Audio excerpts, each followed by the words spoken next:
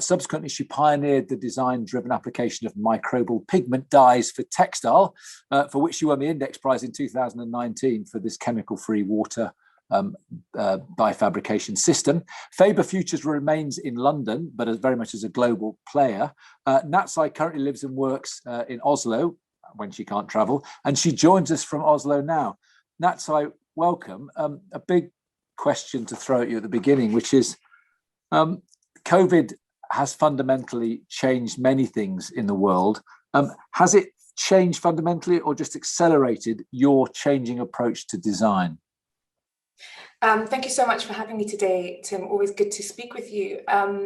It's a big question, and we have been really consumed, I think, with what is design for over the last year. Mainly because I think what COVID highlighted for us was that systems were in a state of failure right before our eyes as this pandemic rolled out. And you could see that trickle down effect to all sorts of parts of public and private life that are tied to these systems. And so when we looked at the work that we had been developing and wondering if this was the end of it or the beginning of it, I think what we're realizing is that very much so the acceleration is likely the outcome of the last year for the work that we do. I think there's a realization now that to build back from this devastating virus, we can't carry on as we were before. And that requires us to really interrogate the systems that we exist and live within.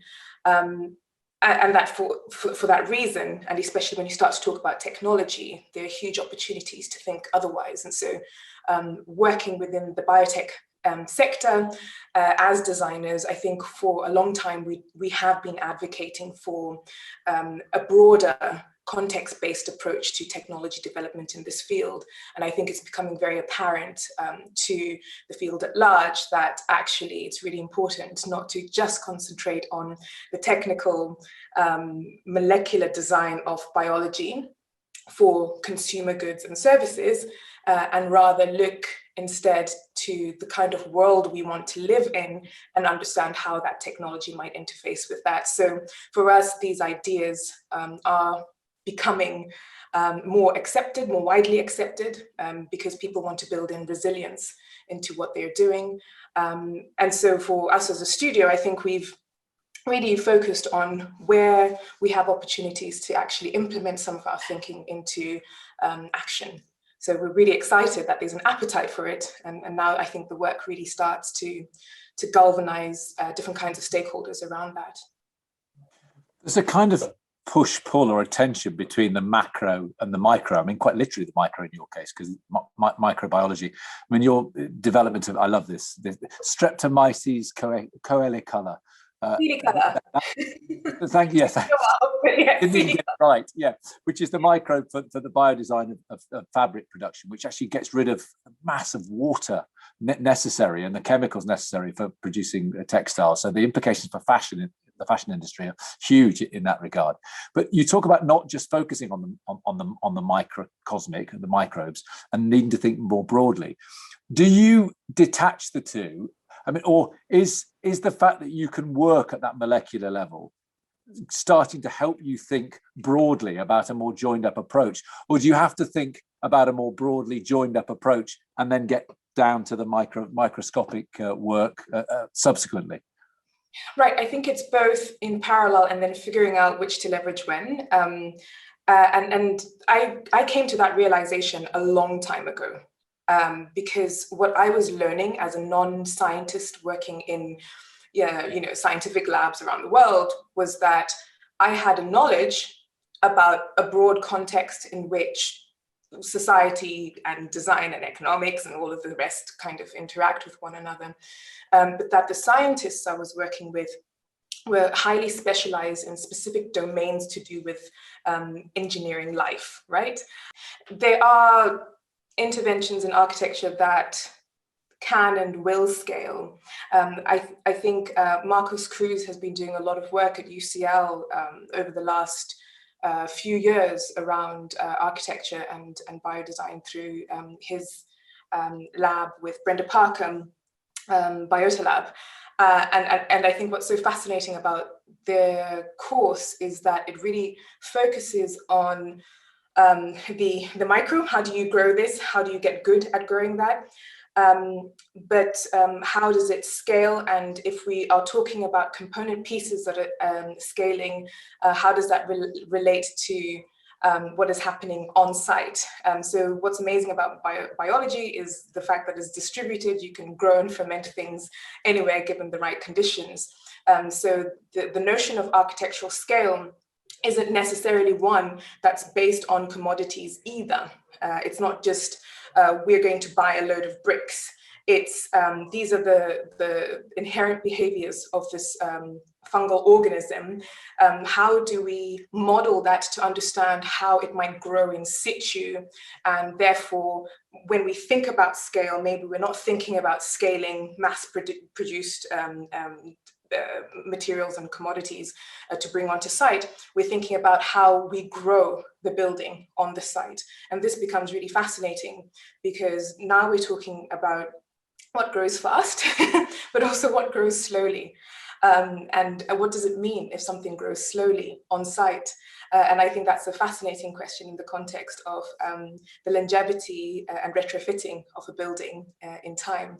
But I think there are huge challenges too when it comes to architecture, not least the maintenance, right? And maintenance when you're designing living systems is about keeping your living system alive, healthy, and well. And I think there's some terrific examples and there's some pretty bad examples of where we've tried to do that. I think moss facades, for example, are pretty good low barrier of entry to realize that actually it can be very difficult to maintain biological systems within building infrastructure. So I think there's a lot of work to do. We need more centers of learning and education across the world, really, and particularly when we're talking about nature, these learning centers need to be responsive to their local environments.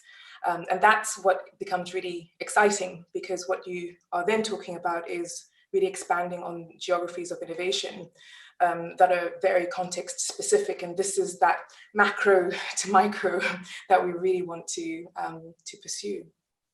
That's fascinating, because I've been talking to architects in particular about the training, and people feel that the education and training of architects needs fundamental changes.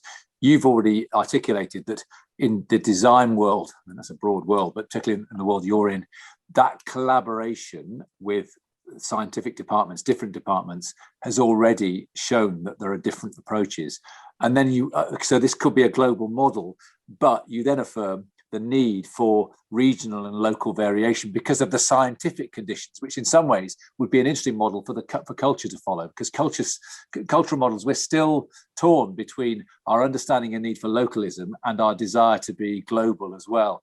So there's an interesting model there. Do you see signs across the world in your various travels and in the projects you're doing that there are many places where the education and the collaborative education of designers is starting to take shape in the way that you outlined? I think that particularly in biodesign, it's a bit of a challenge. I can name a few regions where this work is happening: New York, San Francisco, Boston, London, Cambridge, and then the Netherlands, parts of the Netherlands, and it's I should say Brazil as well. I think there's a lot going on there, but it's not as big as it sounds because it's still small nodes, I think, within those spaces. In terms of the formalization of the education, we're very early into that as well, and so when I almost want to say that as far as the design education is concerned in respects to biodesign, we're really at the start. But then there's an education and the knowledge of natural systems and nature that is ongoing and is inherent to people all over the world who do not necessarily classify themselves as designers, but are mediating agricultural systems that are way more sustainable than anything that we have in industrialized agricultural practices. We don't call them biodesigners. We don't call them biodesigners when they find a closed loop system around their entire agricultural enterprise that yields materials, is completely zero waste, and has high yield product and output. We call them subsistence farmers. So I think there's something really important here. We need to realize when we talk about the design of living systems, that to rarefy it because it's happening at MIT is to miss the point entirely. What we have to do is expand the stakeholders so that we can actually have wider vision on how this actually plays out in the real world. So yeah, I don't know if that answers your question, but it does in an incredibly clear way. And I love that idea that, you know, I'm all for the designer having higher status in the world in the sense of being listened to and understood because of the complexity and the range of that which design incorporates. But I'm quite happy to be slapped down and told that actually a subsistence farmer has cracked it in a sense, in the scale in which they operate, in ways that many of us have not acknowledged or thought through. In the last 5 minutes that we have, I just wanted to just explore your involvement with the World Economic Forum's Global Council on Synthetic Biology, because this is a year-long council. And I mean, it'd be good for you to explain, but it brings together, I was really struck, I only found out about it yesterday, but really struck by the range of people, politicians, policymakers, as well as designers, philosophers, thinkers, scientists, and so on, who've come together, and what the brief is there, and whether that model you think will yield you know, some serious outcomes at the end of it all. It's such an exciting opportunity, actually, to come together with such a wide spectrum of thinkers on this subject of synthetic biology. And I think what we all represent, since few of us are actually synthetic biologists, is that it's not about the technology, it's more about the world that we want to live in. And so we all have clear ideas of what that world could look like. And the question is, how do you get these emerging technologies to actually live within that? How do you get them to allow that world to happen? And so questions around an equitable biotechnology become crucial in this council for us. How do we actually create a model for technological development that is open and accessible for all people? You know, I just mentioned where these centers of education are and development for synthetic biology. There are many places on this planet where they don't exist, and all you need to know is if you look at the COVID vaccine rollout map across the world, it's the same map. It's pretty much the global north and nothing happening really in the global south. And so one of the key questions there is, how do we move beyond people being technology receivers to people actually having their own tools to determine how they might actually want to implement designing with living systems at home to answer to local problems? That becomes that's a really key area, I think, that we're developing out. I think that there are going to be opportunities with this council to obviously build a roadmap of synthetic biology based on these new value drivers. My role in it, and what I'm most passionate about, is upstreaming design into that conversation, because I think design is often left outside of a lot of policy framing. But what we want to be able to build out are outcomes that speak to these ambitions. And that's really, for me, expanding who the stakeholders are, expanding who is part of that conversation, and who gets to co-develop these systems, and with the global view. And we always say on the council that we are a wide representative group, but even still not representative enough. So everything that we're trying to do internally to ask these fundamental questions about who is this technology for, who benefits, who is it in service to, it has to expand stakeholders, and it has to find mechanisms to actually embed them in building this out for the future.